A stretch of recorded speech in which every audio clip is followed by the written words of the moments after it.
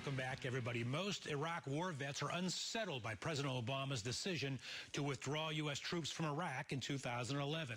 Joining me this time to offer insight and analysis on that is one of those vets, an Iraq war vet, an Afghan war vet, a vet of 8 years in U.S. Army and national security analyst for the Independent Women's Forum, Amber Barno. Amber, welcome back to the show. Hi, Rick. It's great to be back. All right, great to have you. So, Amber, tell us, are you one of these vets who are concerned, unsettled is the word I used a moment ago, over President Obama's decision in 2011 to remove U.S. troops? Absolutely. Why? The rise of ISIS is the result of a too-soon withdrawal from Iraq when the Iraqi government, its leadership, and its military was not strong enough to defend itself in a region of uncertainties and unrest, with war surrounding the nation. And it's that sort of insecure nation, and it's unable to defend itself, allowed the rapid rise of ISIS moving into their country and taking advantage of their weaknesses. So the question becomes, those on the left applauded President Obama for his decision to withdraw troops. Some libertarians did, saying that we're not the world's policemen.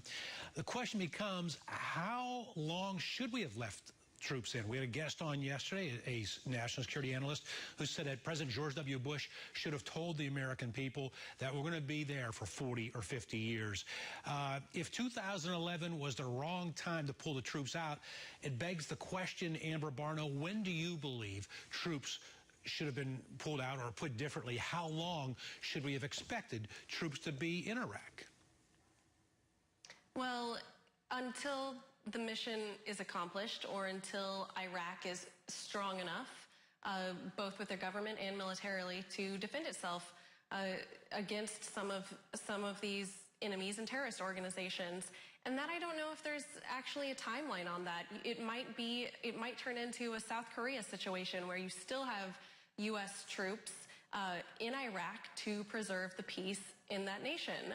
And it might not be constant war as what we think of as Americans, but it might still have that American presence that keeps peace in that country. So it would be a small residual force, continues to work with the Iraqi army, continues to help teach them how to fight back against these sort of terrorists. So I don't think that it's anything that you can put a number on in terms of, if we would have stayed 5 more years, this wouldn't have happened. I think most people would argue that that's incorrect.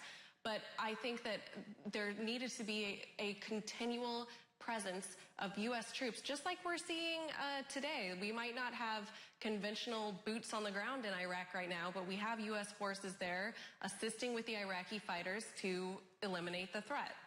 Amber, tell us, do you have any insight, any special perspective that you can provide us? Were troops on the ground consulted, or maybe a better question is, were they consulted enough leading up to 2011 in terms of the decision to withdraw from Iraq in 2011?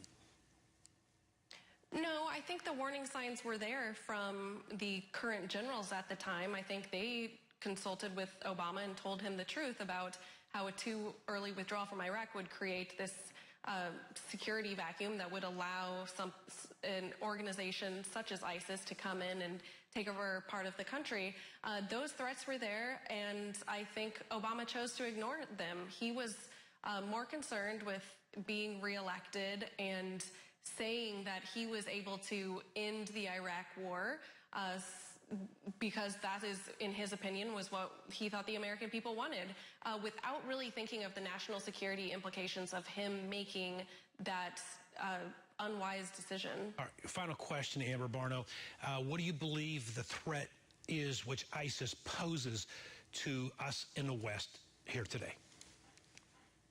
Well, I think that ISIS is a considerable threat to our U.S. national security, to our allies, and to our interests.